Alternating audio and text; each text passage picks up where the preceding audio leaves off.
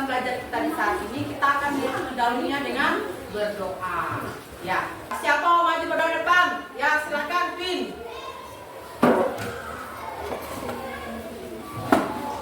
Ya, semuanya dalam sikap doa.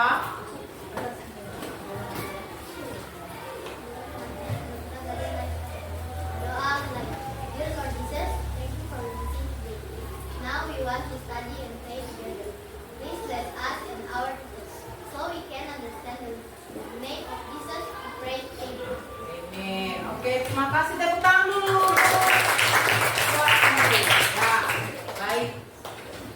Ada yang tidak masuk hari ini? Ada. Berapa orang? Dua. Siapa? Melani. Egen dengan? Ya, baik. Terima kasih untuk informasinya. Nah, anak-anak, hari ini kita akan ada dalam mata pelajaran coding dan kecerdasan artifisial. Nah, hari ini kita mau belajar tentang berpikir komputasional. Ya, berpikir komputasional. Ada sudah pernah dengar kata komputasional? Ada yang tahu apa itu komputasional? Ada yang tahu? Kita akan belajar tentang berpikir komputasional dengan tujuan pembelajarannya adalah menjelaskan pengertian berpikir komputasional, menyebutkan contoh-contoh kegiatan hari-hari yang membutuhkan berpikir komputasional, dan menyusun langkah-langkah sederhana secara logis untuk menyelesaikan sebuah masalah. Nah, sekarang kita lihat. Menurut kalian, kalau membuat mie instan, apa saja yang harus dilakukan? Ya. Suka makan mie kan? Senang sekali makan mie? Enak makan mie-nya? Kalau suka makan mie, senang makan mie, nah pasti kalian tahu kira-kira apa saja yang dilakukan untuk membuat mie instan. Ya, ada di belakang? Buat apa saja? Ya, Kalista. Ya, telur, ada siapkan telur. Ya, apa lagi? Panaskan air. Apa lagi? Ya, siapkan bumbu. Siapkan tempatnya. Ya, nah kira-kira itu kan tadi kamu sudah bilang, anak-anak sudah mengatakan bahwa untuk membuat mie instan itu apa harus dilakukan. Nah, siapa bisa kira-kira cara memasaknya bagaimana? Yang lakukan pertama kali apa? Ya. Iya, memanaskan air. Setelah air dipanaskan air setelah itu apa?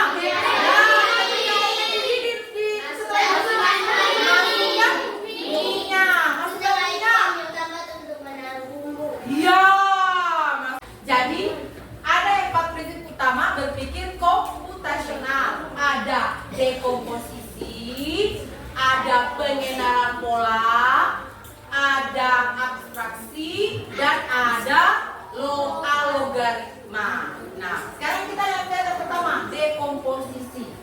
Apa itu dekomposisi? Dekomposisi adalah memecah masalah menjadi bagian-bagian kecil. Juga bisa perhatikan ke depan. Ya. Contoh membuat susu. Kalau kita membuat susu, berarti yang pertama yang kita perlukan apa? Ada air panas, ada sendok. Oke, kalau kita mau buat susu, bisa tidak tanpa gelas? Tidak. Kalau mau buat susu, bisa tidak tanpa air panas? Tidak. Berarti semuanya harus secara urutan. Ada air panasnya, ada gelasnya, ada sendoknya, ada susu. Ketika dibuat maka jadilah segelas susu. Memecah masalah menjadi bagian-bagian yang kecil. Contoh lain lagi, petugas harian disuruh membersihkan kelas. Biasa yang terjadi adalah ketika petugas harian membersihkan kelas, lain harus ada yang sudah bertanggung jawab, toh? Dia tanggung jawab, lari dari tanggung jawabnya. Nah, bagaimana supaya kelas itu bisa bersih secara menyeluruh? Maka kita bagi petugas harian itu. Ya, kamu tugas Natalia, kamu tugas mengepel lantai. JJ nyapu lantai.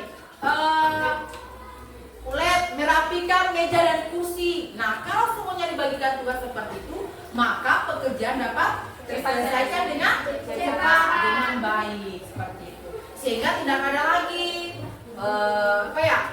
lain harap-harap lain. Nah, seperti itu. Berikut itu yang dikenal dengan dekomposisi. Nah, selanjutnya berikut adanya pengenalan pola.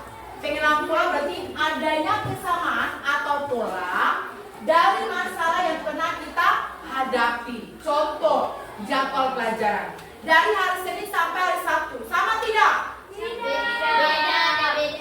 Kalau hari Senin, jadwal pelajaran hari Senin. Hari Senin, apakah minggu depan jadwal pelajarannya berubah? Tidak. Sama kan? Ya, berarti hari Senin, tetap minggu depan lagi dia tidak akan berubah jadwal pelajarannya, tetap mata pelajarannya sama. Begitu juga dengan hari Selasa, semuanya sama. Nah, contohnya lagi. Ya, berikut ada abstraksi. Ya, abstraksi berarti fokus pada hal penting. Jadi fokus pada hal penting mengabaikan hal yang tidak penting, yang tidak relevan. Contoh, mau ke sekolah atau ya mau ke sekolah, mau naik mobil ini, mau naik mobil ke sekolah. Tidak perlu mobil itu mau merah, mau putih, yang penting saya naik mobil, saya langsung ke sekolah. Kalau kamu fokus naik mobilnya, saya mau naik mobil tapi mobilnya harus warna putih. Terus supirnya harus seperti ini. Berarti tunggu mobil lewat, bukan saya sudah mau naik mobil itu. Oh, mobilnya sudah sesuai, supirnya bukan yang saya inginkan. Berarti ke sekolah sampai tempat waktu terlambat. Mengapa terlambat? Nah, seperti itu. Jadi abstrak berarti fokus pada hal-hal yang penting. Mau ke sekolah, dan saya mau naik mobil, berarti sih mobil, pokoknya mobil. Saat ke sekolah tidak perlu itu mau mobil warna, mobil white ya kah, bisa kok. Yang penting kan tunjuknya makan ke sekolah. Yang penting saya sampai di sekolah. Berikut ada algoritma. Nah, algoritma itu berarti membuat langkah-langkah yang teratur, langkah-langkah yang runtut, yaitu untuk menyelesaikan masalah. Nah, di sini ada contohnya kita membuat kue atau membuat masakan. Yang harus dilakukan yaitu mengikuti langkah-langkah. Contoh tadi, membuat mie instan yang pertama kan? Membuat mie instan yang pertama kita lakukan apa? Panaskan air. Setelah itu masukkan air. Nah, setelah itu masukkan bumbu. Nah, siap disediakan. Berarti dia secara bertahap sesuai dengan langkah-langkahnya. Ya, baik.